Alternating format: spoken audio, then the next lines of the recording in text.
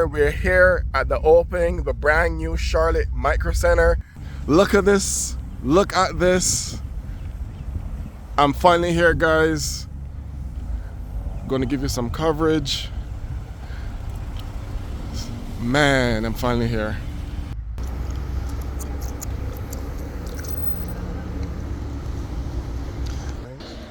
Look at this. Look at this geek heaven.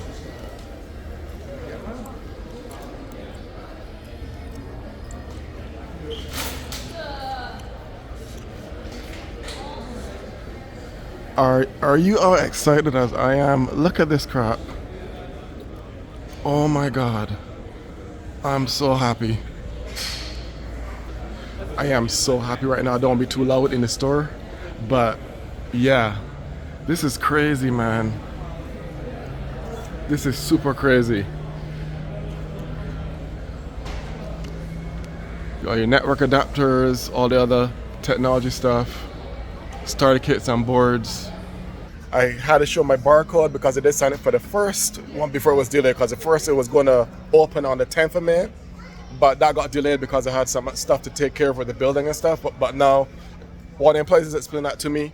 So I'm glad to see that I still honored the promotion for the flash drive. I got my 128 gig flash drive because I signed up for the promotion for the grand opening. So I just had to show my text that I got the barcode in, and they scanned it, and I got my 128 gig. So I still can't believe I'm here. We got lots and lots of computer cases.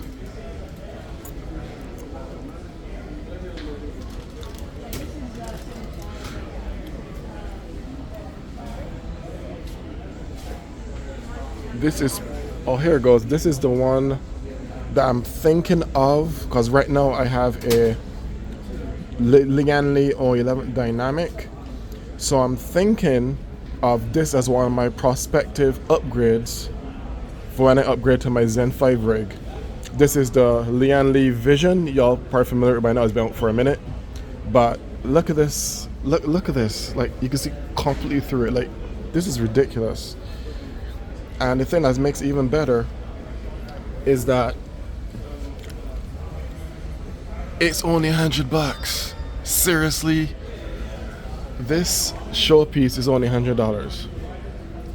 So this is probably going to my next upgrade. Currently, I have the old G011 Dynamic at home with my liquid cooling inside, and I'm probably going to get this. It's going to be probably between this. As far as my top 3 cases for my new build upgrade, because right now I'm rocking a AM4 X570 Tai Chi with a 3900X.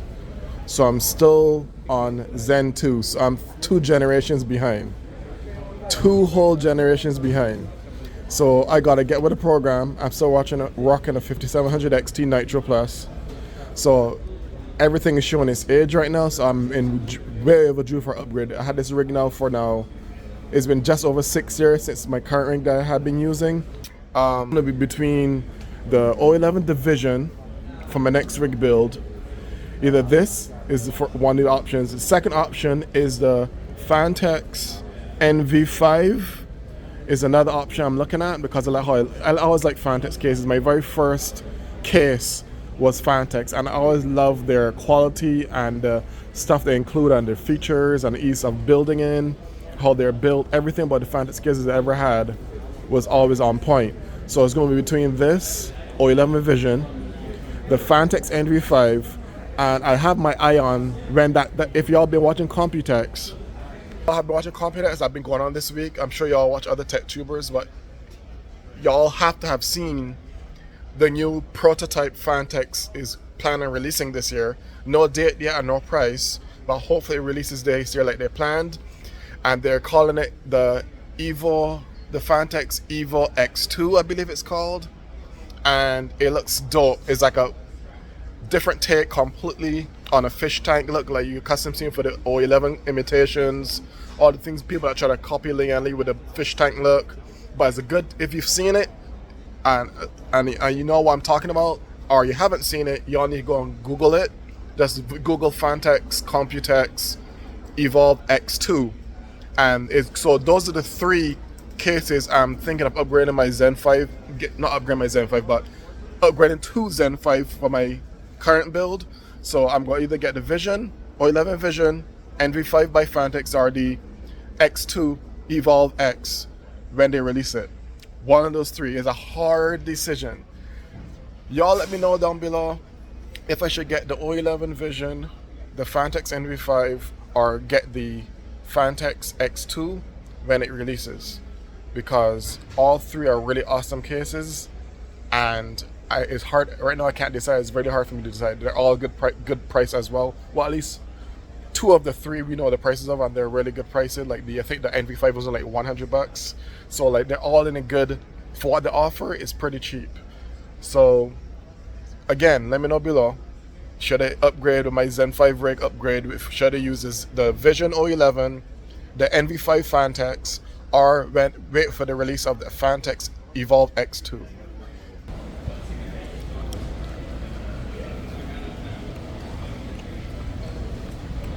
That was the case section I was in. Where is the GPU section is what I'm looking for. I'm looking, if RDNA 4 doesn't come out this year, which I hope it does, I will probably get the RDNA 3 7900 XT by ASRock, the white one, the Phantom Gaming one. So we're in the GPU section. Let's look at these tech goodies, Geek Heaven. We got the NVIDIA side, 4090s, overpriced 4090. I'll never justify spending that much for 4090. So this is the NVIDIA aisle. Let's look for the Radeon aisle. Excuse me.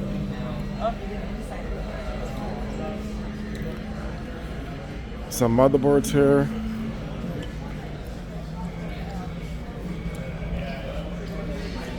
Next aisle. Some more GPUs. Where are the AMDs? You got your memory here. Massive memory selection. Massive memory selection. Oh, they're got a new Dominator titaniums right here. I'm thinking again the white one for my upgrade build for the Zen 5. Let me know what y'all think. Should I get the Corsair titaniums? Should I get the Corsair titaniums in white for my upgrade build for Zen 5? Or should I get the Kingston Fury X RGB low profile memory sticks? Both gonna be around 6,000 megahertz as the sweet spot for AMD, for new gen AMD. So let me know below if y'all think I should get either the titanium Corsair in white for my Zen 5 upgrade, or should I save a little bit of money and get the low profile Kingston Fury X RGB. Let me know down below which one shall go with for my upgrade coming up. The blue, of course, is Intel. Massive Intel section.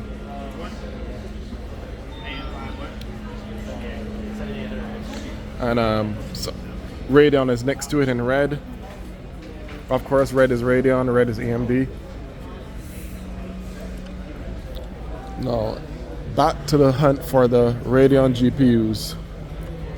Got Intel Arcs. No one cares about Intel Arcs until they catch up to AMD and NVIDIA, which I'm sure they will next gen.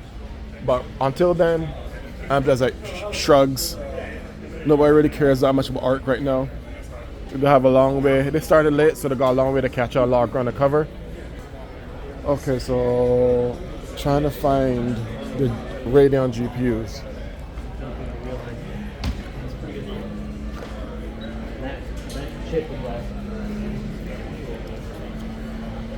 Let's see, 47, 470. Okay, Radeon, so NVIDIA was color coded with white and green light, well mainly white light. AMD, I'm surprised they didn't do the green light, the red light that how did AMD and Intel processors section, because they're red and blue for Intel. Okay, so let's see. When I looked online, they had the 7900 XT ASRock Phantom Gaming. Intel had just gotten into the GPU market. They went from 4% market share to 0. I got an ASRock Power Color.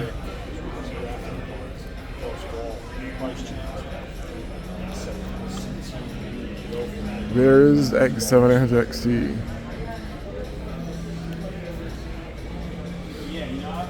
Here's the Value King for 1440p gaming, the 7800 XT. I love the Sapphire brand for GPUs for the AMD side. I always use them for the most part because they're very reliable and they're very good and they don't overprice stuff. They're very reliable, very fast, and I love the Pure because it's all white, but the only thing that I wish you would change is let us change the darn red light for the logo. It's just a one red light on the logo for the Sapphire Pure that just stays red, sticks like a sore thumb. So I'm hoping to create a version where you can change that like RGB, change the color to suit your theme. But this is the OG Value King for 1440p. I don't think you should get anything more or anything less. This performs really well for 1440p gaming. So that's 7900 XT. Let me see if I can find the 7900 XT. The one that I wanted to see that I had my eye on was the 7900 XT ASRock Phantom Gaming. Is white. Here's the beast right here, XTX ASRock Tai Chi. I almost got this, consider this is my next GPU, but the prices are still at $1,000. So I rather not spend $1,000 on the damn. You see the price, $1,100. I rather not spend $1,000 on the GPU. So I decided that kind of would be overkill because I do 1440p. But if it ever gets closer to the 7900 XT price of 700 range, I would consider it. But right now, this particular brand and this model, even though one of the motherboards I was looking at was the Tai Chi Carrera. If y'all should be familiar with it, it has like a nice white marble finish. The X670 Tai Chi Carrera by ASRock. I gotta find the Phantom Game 700 XT in white, and let's see. And I think this is it right here. Yep. This is the white version, I believe. The 700 XT ASRock Phantom Gaming in white. That's what I'm thinking about if RDNA 4 doesn't come out this year. So I missed it, but I was right.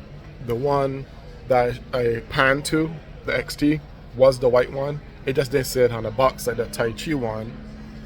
This one here is the white one, but notice it doesn't have white on the box, versus the Tai Chi shows that it's white on the box and on the tag.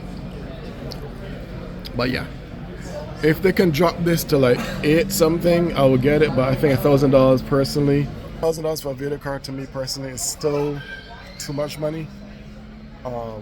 So that's why I think I kind of downgraded if this never got on sale enough to be close enough to the XT variants that are around 700, majority of them now. You might even get lucky, some of them are like 650, 679, but you get 20 gigs of raw video RAM for $700, and the performance proves it. Is worth the price. However, from what I've seen so far since they released the 7000 series released, the XT isn't too in like at least 75% of the games. From what I see from the benchmarks, I'm sure I watch a lot of people benchmarks, but most of the time I watch Hardware Unbox. I'm sure you're familiar with Hardware Unbox video channel with Steve and Tim. I always go to them as my main benchmark information for video cards and processors because they're really good at what they do. And then I also look at Gamers Nexus, who does a more technical breakdown, just beyond just regular benchmarking. He does thermals and all that other stuff. So those are two main people I go to for video card and CPU breakdowns and benchmarking.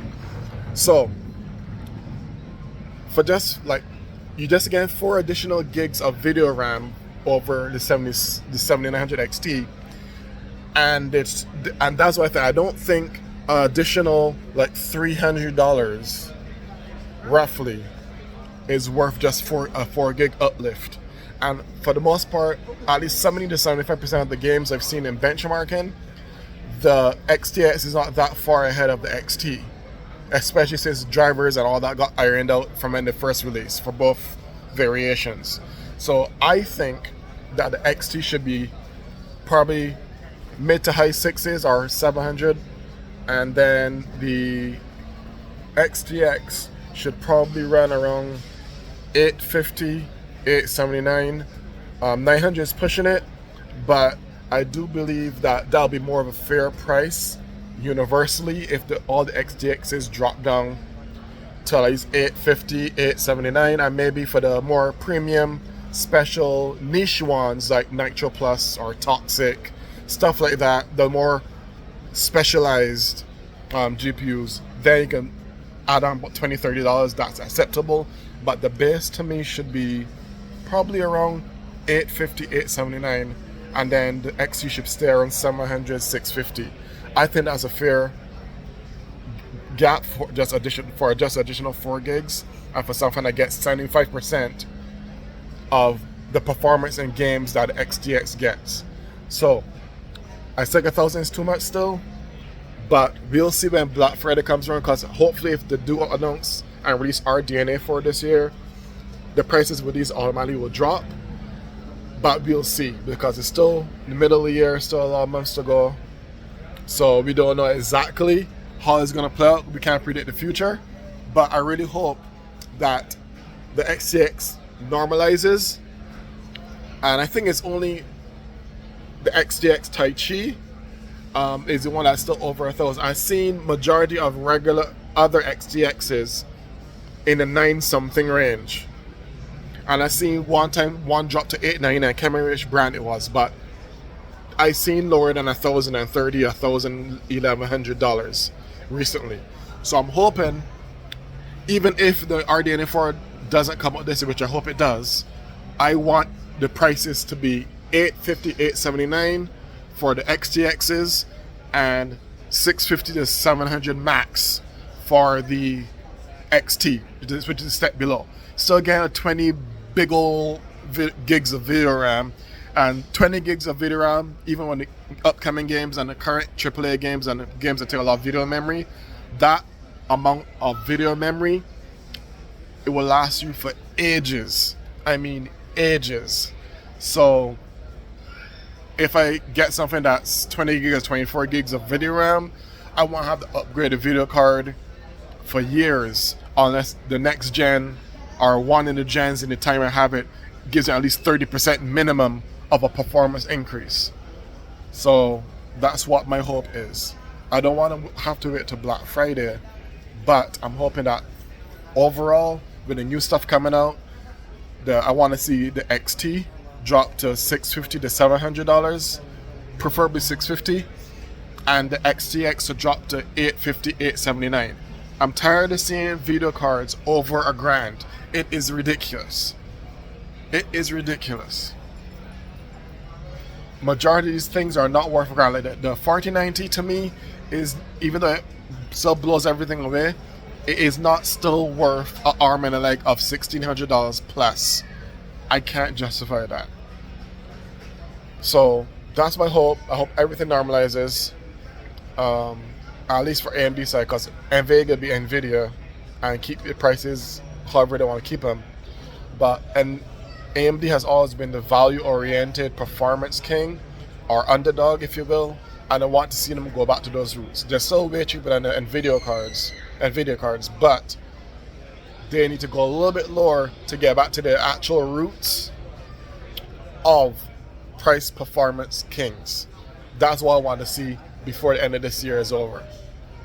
Before Black Friday, before any special holiday sales, I want to see that change in the GPU market before the holidays start hitting off in the other quarter of this year, Q4.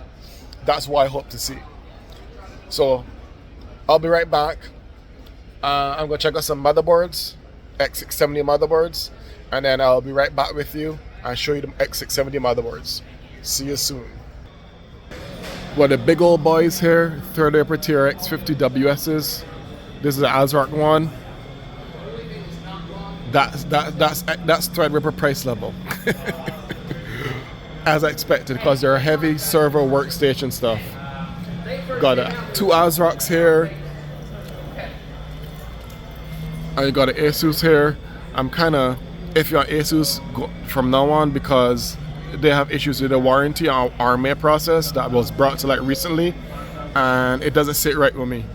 But you still love to see these boards.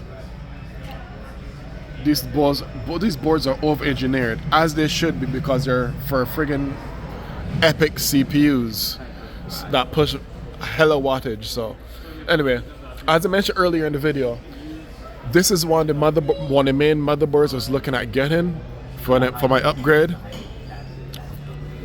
I didn't know the box was this big. Jesus. This is a Taichi Carrera by ASRock X670E. This is the one. So we can take it out to show you guys. This board weighs like £1,000,000. But this is the one I was thinking of upgrading with my Zen 5 because in typical AMD fashion, multi-generation socket support. I was thinking again this as for my next build. You guys let me know what y'all think. Should I get this and stick to what I wanted to get way back when using this motherboard? Or should I wait to get for the X870 chips to come out now that USB 4 is native and there's some other improvements over X670? Like I think there's PCI 5 now, more PCI 5 support, both in M.2 and in PCI Express for video cards. So let me know below if I should wait for the X870 chipsets or should I get the old G that I wanted for a long time, the X670E Carrera. Let me see the back, but this thing is heavy. This is like a workout. You can work out with this box. Let me see the back. That's how the board looks, y'all. That's the board I was thinking of upgrading in my Zen 5 rig. Cause I'm going in a white. I've been on this white theme streak recently, white and blue, white and green, stuff like that. So let me know if I should. Again, tell me down below if I should stick to this, the one I wanted for years since it got released, because it was too pricey. It was at 5 something before it released. Now it's finally got more normal. It's still pricey, but it's like 4 something, $449. That's almost $100 drop from when it first was released. So let me know if I should stick with the one I wanted, the Carrera, or should I wait for the 870 chipsets? Y'all can tell how excited I am. Even my voice sounds like I'm losing my voice. I'm really stoked to be here. But yeah, you just saw they have a good selection of X670, B650 chipset motherboards, both the Extreme and the regular ones. I just showed you the X670E Taichi Carrera from ASRock that I was thinking of for years since it released to use that motherboard as my main motherboard for my Zen 5 upgrade, because I could just upgrade the BIOS and drop the Zen 5 CPU in it. So again, I ask you, let me know if you should stick with a sexy X670 Taichi Carrera that you saw with a marble and just upgrade my BIOS and drop in a new Zen 5 chip, or should I say, you know what, might as well since I'm getting the Zen 5 already, should I wait till they release the X870 motherboards on the latter end of the year, Q4, and just get the processor when it comes out, and then get a equally white motherboard instead of the Carrera? But only difference is I won't have to upgrade the BIOS because the X870 chipset was made for Zen 5 specifically. But the cool thing about, like I said earlier, is that you just need to update the BIOS for the X670 to work, the Zen 5 to work, or vice versa. It goes both ways. You can have a Zen 4 chip in the X870 chipset in their same socket. So you can switch X670. You can use X670 with Zen 5 or Zen 5 with X670. Or I'm double talking. You don't know what I mean. You can use X670 with Zen 5 or Zen 5 with X670. I'm not sure that's what I said before, but I'm trying to block all the noise and people talking around me and there's a lot of noise going on. But y'all get what I mean. They're reversibly compatible on both platforms. Let me summarize it like that. So, where should I go next? I'm gonna go check out the monitors next. I'll see you over there. That's another upgrade I'm trying to do too. Right now I have a Samsung VA panel 34-inch ultra wide that has 100 hertz, so it's not terrible, but it's just a little, because I don't do a lot of FPS gaming nowadays. I used to, but I just recently started getting back in. Like I play Helldivers with friends. I haven't played Counter-Strike 2 yet, but I did play the OG Counter-Strike. Most of the time now I play, I used to play Diablo 4, but I got tired of it because I keep butchering the damn game. So I stopped playing Diablo 4. I just recently started playing Warcraft. I also play, let's see, it was Helldivers, Warcraft, so much games I can't remember. Oh yeah, I recently, since I was always been a Fallout fan, so I started playing back Fallout 3, New Vegas, and 4, and ever since the leading up to the TV series release, and even after, because I just love Fallout that much. So I'm hoping season 2 gets announced soon, a date, because I'm ready for season 2 of the Fallout series already. So more the games that mainly alternate between is Fallout, the Fallout games, Warcraft, Helldivers 2, Final Fantasy 14, and occasionally, if I feel like, I play COD and Counter-Strike 2. For the most part, from top of my head, that's the ones I know I play occasionally. Some frequent more than others, but those are the main ones I play on more on a regular basis. So let's see if we got some OLEDs here, because I'm trying to upgrade to OLED, get away from the VA LCDs and go straight OLED, because I heard and saw that the quality of the color is better and you can get higher frequencies on the OLEDs. So I'm going to see if they have any ones that I like with a white cabinet color in the back, because I'm going, like I said, I'm going on an all white theme for my upgrade for Zen 5 in a month or two. So let's see if they have OLEDs with white backgrounds. Really, people, who really wants the game on a 57-inch monitor? 49 is already massive enough. If you have a big enough desk for that real estate? Like, what's the point? Slight curves, I don't like curves that deep, and I'm about to spend $1,700 on a monitor. I think not. I like how people say they're on sale, right? But you're still paying $900 for a monitor, which I think is still a lot of money for a monitor. And it's not even OLED. I'm looking at the Odyssey G9 right now.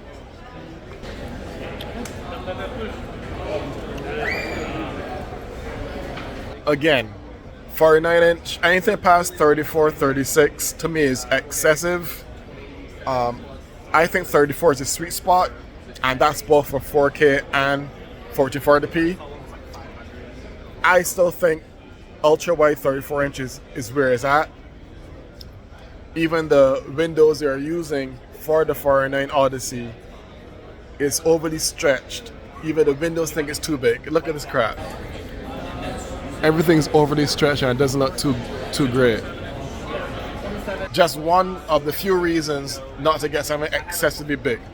I'm sure Windows and all the OSs, Linux, or whoever support 21:9 format, but I don't even know what format 49 is, but I know it's more than 21:9, and that's ridiculous. I don't think you need something that curved and that stretched. Like, you could be constantly turning your head like this. By the time you finish your gaming sessions, you're not gonna be having kinks in it and you'll be hurting. 49 is too big, 50 cents is overkill, 409 is already overkill, but 57 is just beyond ridiculous. No, I'm looking for a cabinet color that's white. There's LG here. But still, don't see any OLEDs yet. Hopefully I find one with a white cabinet color, because the one I have right now that I've been watching is by the brand Philips. And they haven't been in the mountain space that long, but it's a silver and white cabinet color, and it's an OLED 34-inch with I think it was 144 hertz, which I can live with. But yeah, the Philips, I can't remember the exact name. I had to look at my wish list to see it, to tell you the exact name, but it's a Philips 34-inch OLED, and it's only $800. Actually, no, I'm lying. It's 7 something, so it's less than 800. And you get 34-inch, you get 144 hertz. It looks clean, and it is worth the money. And it's not overly priced. It's not oversized 49 and 57 inches, which I think is ridiculous. But that's the one I have my eye on as being part of my upgrade, to my Zen 5 upgrade. Because even though I don't want to, because I love my Samsung. The one that I have right now is the Ultra right there. I love my Samsung. But I haven't seen any new Samsung monitors that have a white cabinet color since that one I have. I don't even think they make that one anymore. I could be wrong. But my whole house electronics is Samsung. I'm a Samsung diehard fan. It's not that I can't get any other brand. It's just that I had my most success and reliability over the years with Samsung. Hey, mileage may vary. Some people have different experience with certain Samsungs, but I never had issues with any Samsung. I had Samsung phones, Samsung processors, not processors. I'm double talking here. Samsung phones. My current phone right now is a S23 Ultra. No need to upgrade to S24. Nothing really changed besides the AI stuff and the camera, I believe. Not big enough changes to justify upgrading to another $1,200 phone. So I'm gonna stay with my S23 Ultra for another couple of years. But I had Samsung phones, old from back in the day up to now. Always had Samsung monitors. I always had Samsung HD TV, Samsung 4K TV. My current smart TV is Samsung. You get the pattern here. It doesn't make sense switching. Not saying not to try other things, but by default, us humans, when we have consistent reliability on something we keep using, we don't want to. We find it hard to break away from it and try some other things, because we always worry about if it's going to match the same quality or reliability you have. So that's just a human thing. Kind of like, don't reinvent the wheel, don't break the wheel, don't break it don't fix it if it's not broken, kind of terminology.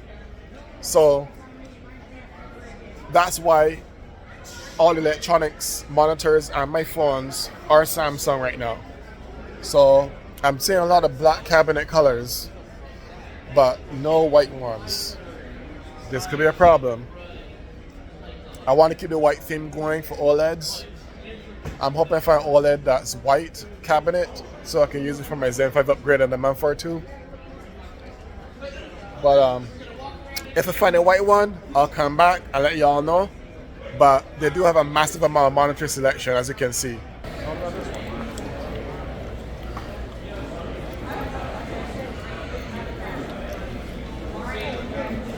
Tons and tons of monitors. It's like the whole side, right side of the store is monitors.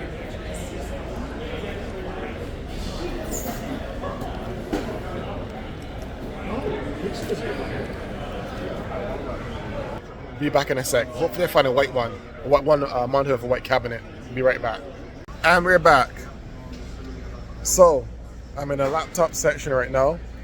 And now it looks like laptops are getting more and more familiar with RGB.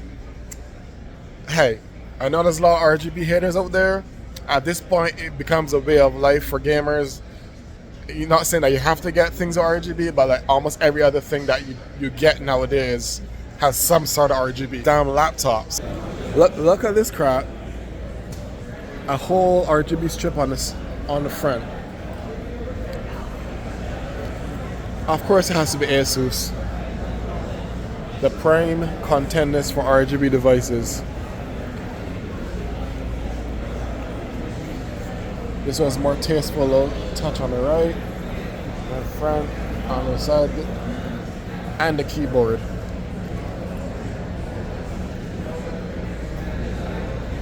These laptop prices are crazy. But anything with gaming and has high-end hardware in it is going to be that kind of money. I'm sticking my desktops. I could build a desktop that performs equally or better than these laptops, or probably more slightly better than these laptops for less money. So hence why I'll never get a gaming laptop. Never.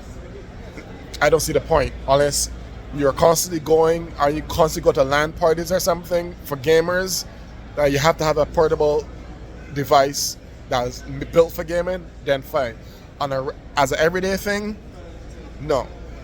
The only time that I even think of looking at the way of a gaming laptop is when they finally universally increase the battery life on them. Because I don't know any gaming laptop that has good, like really good battery life when you're gaming on it.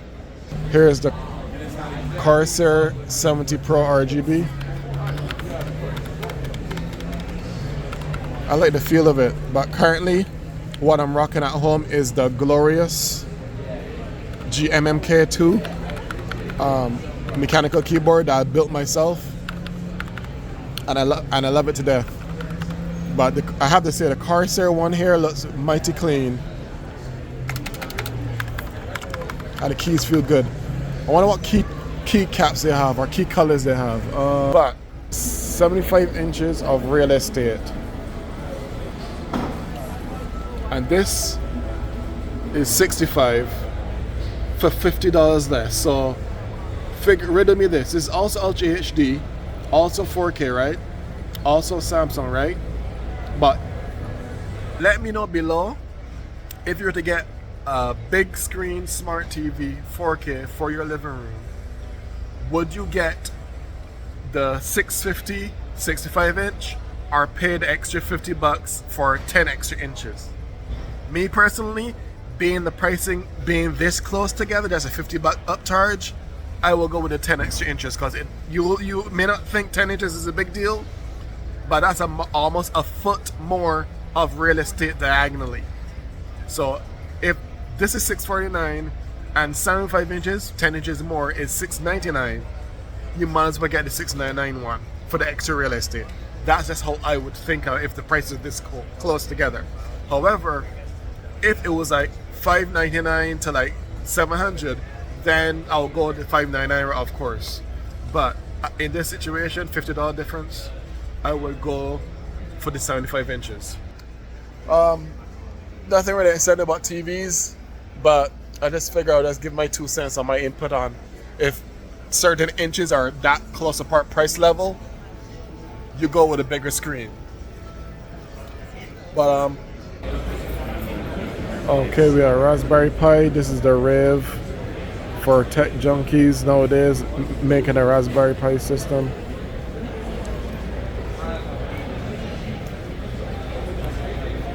I wanna find out what's the big whoop for Raspberry Pi. I heard there's because of all the things you could do with it, but definitely should invest in tinkering with one in the near future.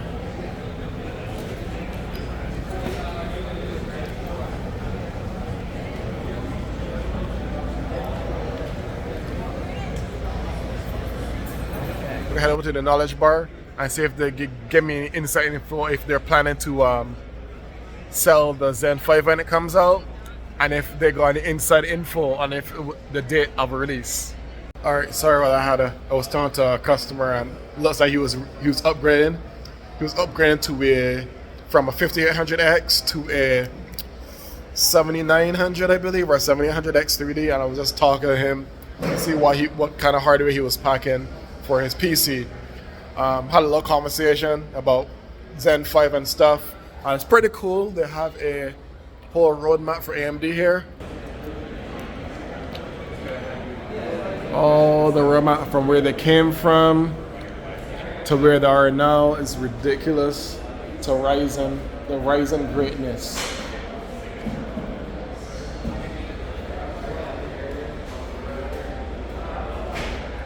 And that's what I'm waiting for, the 8000, well, it's going to be called 9000 series, but that's what I'm waiting for, the Zen 5.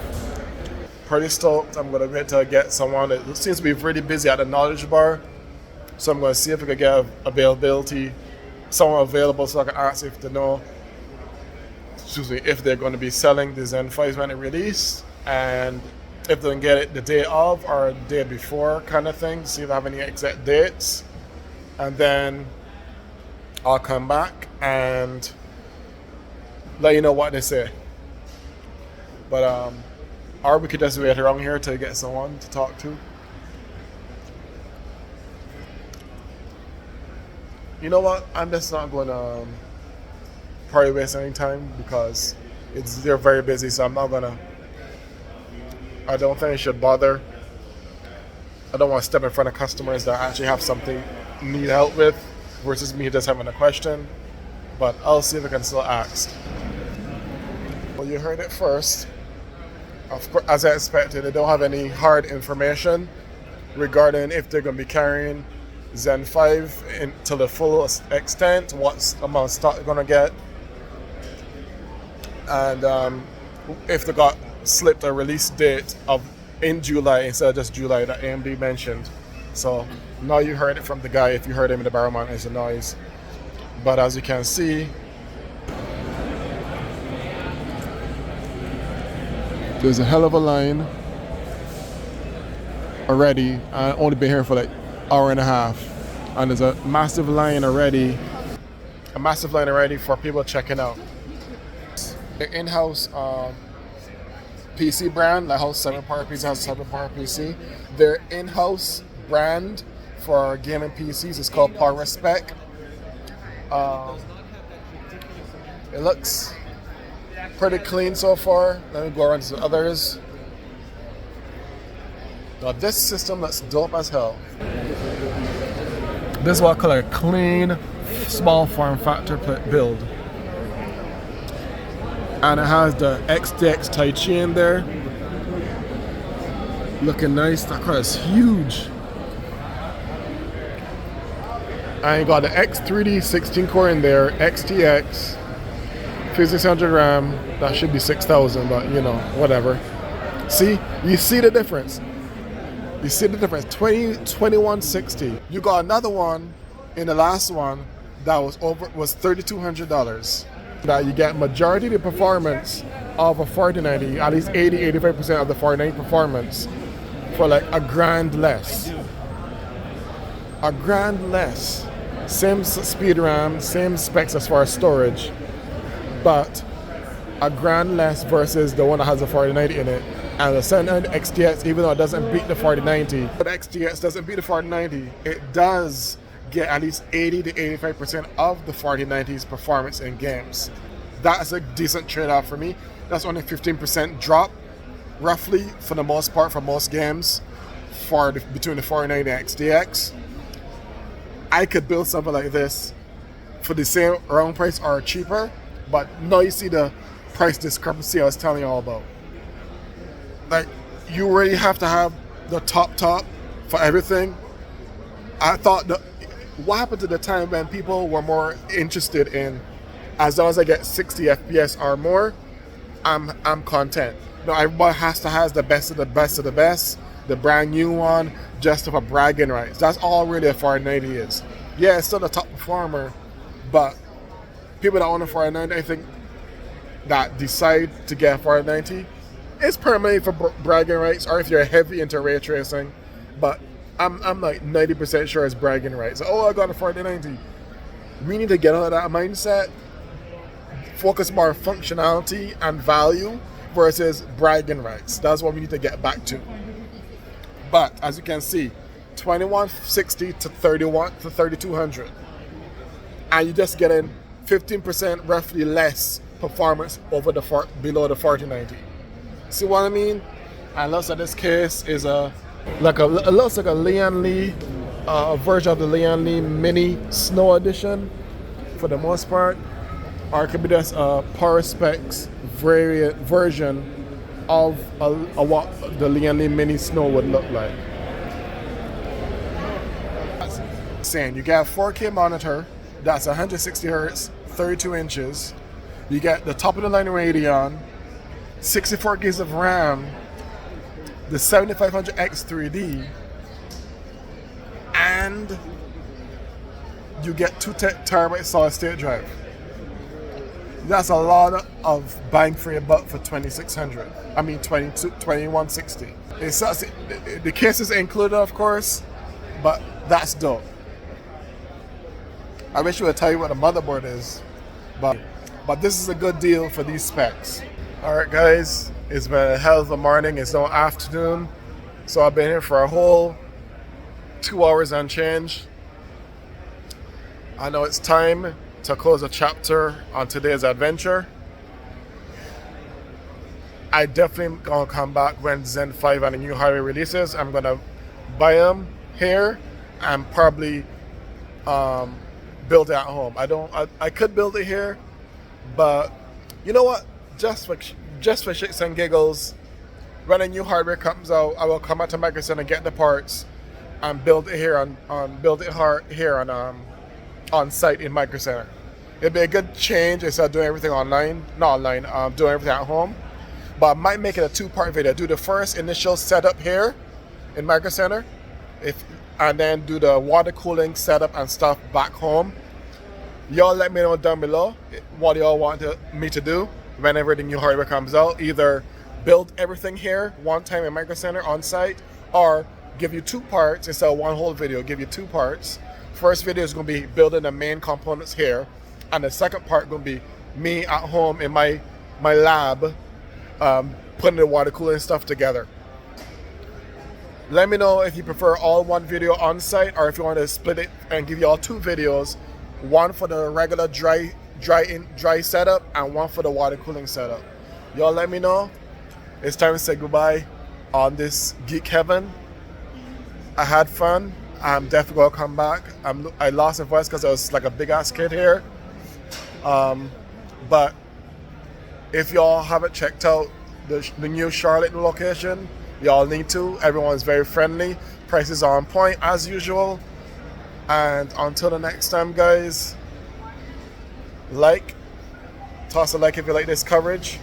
It's probably a massive long video because I got a lot of mini videos that I gotta put together. But it's kind of dope of the experience, so I'm gonna definitely come back. But thank y'all for tuning in with me. I'll see y'all next time. Peace.